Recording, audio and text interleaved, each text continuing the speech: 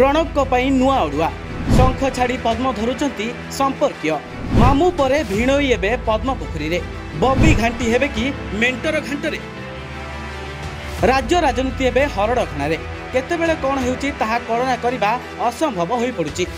किछि दिन पूर्व राज्य में दल डिया मिश्रण पर्व और परे मेंटो राजनीति रे आहुरी हट चमक सृष्टि करथिला। तेबे एक कथा को हमर मार्जना करबा नाही। तेबे एबे तो कथा उठुची बीजेडी सांगठनिक संपादक प्रणव प्रकाश दास का कथा। पूर्वरु बबी दल रे जेतिके एक्टिव थिले आउ एक्टिव थिबा जणा पडुनी। एबे से मध्य अन्य नेतांक परी हां रे हां मिसाई चलीचंती। तेबे निकट में बबी दास को मामो बीजेडी छाड़ी बीजेपी रे जोग देथिले जहाँ से समय रे चर्चार विषयवस्तु पलटिथिला। आउ गतकाली बबी दास को भिणई अरिंदम राव दलरू इस्तीफा दे बीजेपी रे विधिवत जोग देथिले जहाँकि बबी को झटका लगी निश्चय। तेज ये प्रश्न उठुची बीजेडी रे बबी को स्थिति ठीक अच्छी तो तांकर कथा चलुची तो ना से निदा विष्णु पलटि जाइछथि। आ जदि एक कथा भूल ताहले निज दल रे से निज संपर्क को सुजोग दे पाउनांती काहेकि ना से निजे चाहुनांती कौन रही रहस्य। वर्तमान बीजेडी उपरे रागी कि हेउ किबा बबींकर नीरवता बिजु जनता दलरू समस्ते अन्य दल को देउछंती। शुणिबाकू मिलुची तामिल शासन कुआडे बबींको नीरवता पलटिची। दिन थिला बिजु जनता दलर क्षमता केन्द्र बिंदु थिले बबी दास एबे किंतु तांका पावर कुआडे उभे जाइची। फलरे से एबे अन्य को सार सार कही बाउला हेबा अन्य दिग को इंगित करुची।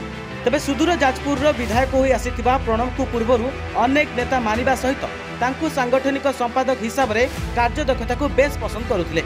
एमिति कि काहाकू केउठारु टिकेट दिया गले दल जितिबो एवं काहाकू संगठनिक दायित्व दिया जाय संतुष्ट कराजिबो ताहा मध्य से निर्धारण करुथिले।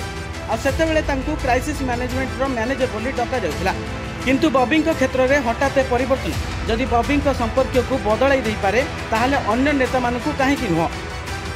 खास सेइथिपय बोधे तांको संपर्क जनक परे जणे बीजेडी छाड़ी बीजेपी रे जोग देउछंती। तेबे एक कथा केवल जाजपुर बा कटक नुहे राजधानी राजगादी में बसिथिबा अनेक तुंग नेता माने मध्य काले एथिरे एकमत हेउथिबा राजनैतिक विशेषज्ञ माने मत पोषण कलेनी। कारण गतकाली बबींक भिणई अरिंदम दल और दल मुखिया उपर अभिमान जाहिर करी बीजेडी दलरू इस्तीफा देथिले एवं इस्तीफार संगे संगे बीजेपी रे जोग देथिले। ए सुनि नियंतु निज प्रतिक्रिया रे कोन कहउचंती अरिंदम। हमर जे लीडर थिले से दल रे बिजु जनता दल रे तांकू भेटिबा तो इम्पॉसिबल हे गलानी। जदि मु मो लीडर को सेठी देखि न पारिबी तेणु मोर दल रे रहिबार किछि आ माने नाही।